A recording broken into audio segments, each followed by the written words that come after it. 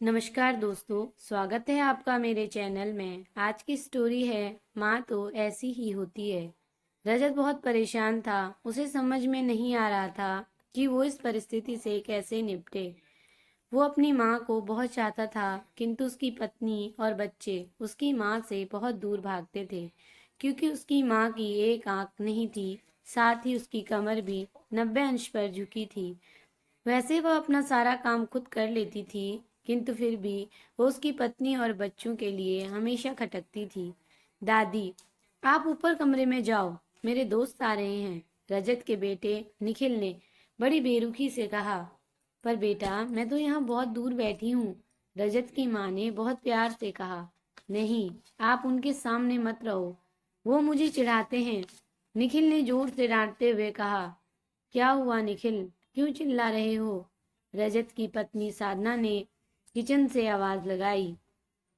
देखो ना माँ, ये दादी यहीं ड्राइंग रूम में बैठ गई है और मेरे दोस्त आ रहे हैं, निखिल ने शिकायत भरे लहजे में कहा। माँ जी, आप ऊपर चली जाओ, क्यों हम लोगों को परेशान करती हो? साधना ने अपने बेटे का पक्ष लेते हुए कहा। बेचारी चुपचाप उठकर जीने के सहारे ऊपर जाने लगी। कमर झुकी होने के कारण उन्हें ऊपर चढ़ने में बहुत परेशानी हो रही थी, किंतु वो पूरी ताकत से ऊपर के एक अकेले कोने वाले कमरे में जाकर बैठ गई। रजत बाजू के कमरे से सब सुन रहा था। उसे कष्ट हो रहा था कि उसकी माँ को अपमानित होना पड़ रहा है, किंतु वो असहाय था। अगर वो कुछ कहता है तो पत्नी और बच्चे उसका विरोध करने लगते हैं। दूसरी ओर उनके तर्क भी तो सही लगते हैं, क्योंकि वो एक प्रशासनिक अधिकारी था। उसका सामाजिक स्तर बहुत ऊंचा था। उसकी ससुराल भी एक उच्च घराने में थी। अतः वह चुपचाप इस तरह हर दिन अपनी माँ को अपमानित होते देखता रहता था। रात को रजत की पत्नी ने कहा, देखो जी, अब कुछ करो। कल कलेक्टर साहब की पत्नी आई थी, माँ जी उनसे मिली।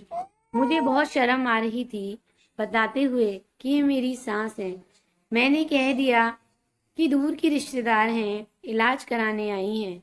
रजत को रोना आ गया, किंतु फिर भी वह चुप रहा। उसे समझ में नहीं आ रहा था कि वो क्या करे। अपने बेटे की मनस्थिति को शांति अच्छी तरह से जानती थी और बेटे को कोई कष्ट न हो, इसलिए वो हर बात को चुपचाप सह लेती थी। रजत बहुत उदास रहने लगा। एक तरफ परिवार और सामाजिक स्तर पर जीने की प्रतिबद्धता थी, तो दूसरी ओर माँ। आखिर माँ से अपने बेटे की ये हालत देखी नहीं गई। एक दिन उसने अपने बेटे से कहा, रजत बेटा, बहुत दिन हो गए हैं, मैं अपने गांव जाना चाहती हूँ, मुझे वहां पहुंचा दो, मेरा यहाँ मन नहीं लग रहा। पर माँ, वहां तो कोई नहीं है, तुम्हारी देखभाल कौन करेगा? रजत ने आश्चर्य से पूछा। अरे, सब गांव वाले तो हैं, और वो तुम्हारे मामा जी भी तो उसी गांव में रहते हैं, और फिर हम सारी व्यवस्थाएं कर आएंगे ना। साधना को तो जैसे मन की मुराद मिल गई हो। हाँ बेटा, बहू सही कह रही है, शांति ने लंबी सांस लेते हुए कहा।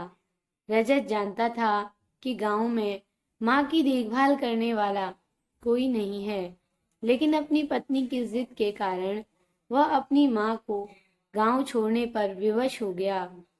माँ को गांव छोड़कर आते वक्त उसे रोना आ रहा था तथा अपनी बेबसी पर गुस्सा भी आ रहा था। किंतु परिवार, पत्नी और समाज ने उसके इन मनोभावों को दबा दिया और वो सुकून सा महसूस करने लगा। कुछ दिनों बाद उसके चाचा, जो दुबई में रहते थे, आने वाले थे।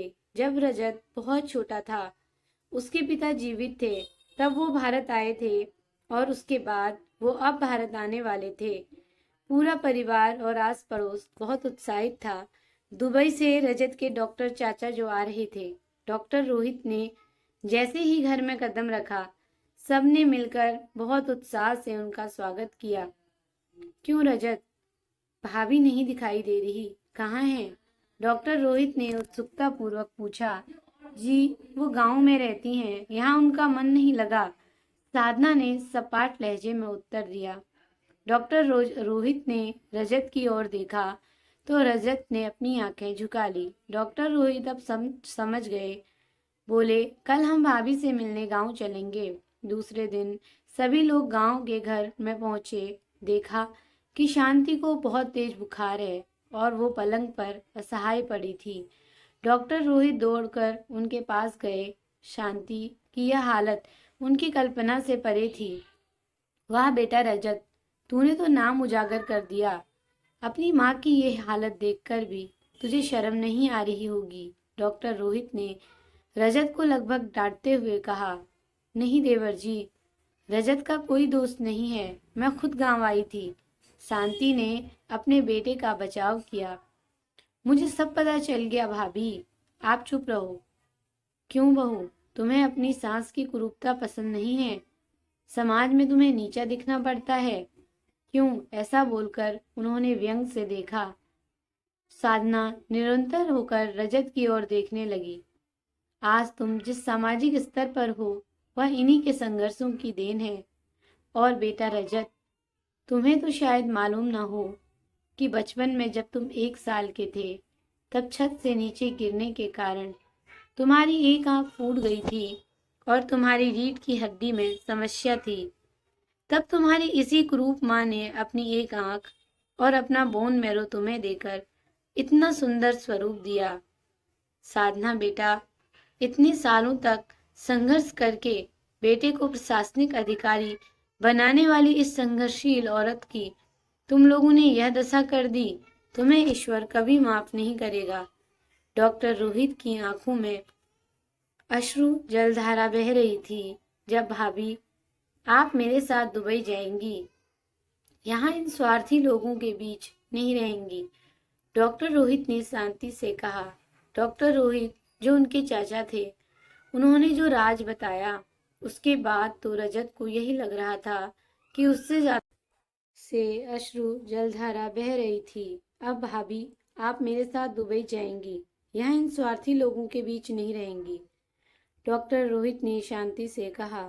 डॉक्टर रोहित जो उसके चाचा थे, उन्होंने जो राज बताया उसके बाद तो रजत को यही लग रहा था कि उससे ज्यादा पापी इंसान इस दुनिया में और कोई है ही नहीं। वह दौड़ता हुआ गया और माँ के कदमों में लिपट गया। माँ, मेरा अपराध अक्षम्य है, मैं जानबूझकर चुप्पी साधे रहा, आपका अपमान करवाता रहा। अब सिर्फ आप ही उस घर में मेरे साथ रहेंगी और कोई नहीं। रजत ने आग्नेय दृष्टि से अपनी पत्नी और बच्चों को देखा। साधना को भी बहुत पछतावा हो रहा था, किंतु उसकी हिम्मत नहीं हो रही थी कि वो शांति जी से आंखें मिलाए। माँ ने साधना की मनस्थिति को समझकर उसको पुचकारते हुए अपने पास बुलाया और रजत को डांटते हुए कहा, खबरदार, जो मेरी बहू को मुझसे अलग करने की कोशिश की तो तुझे ही घर से बाहर निकाल दूंगी। साधना और बच्चों ने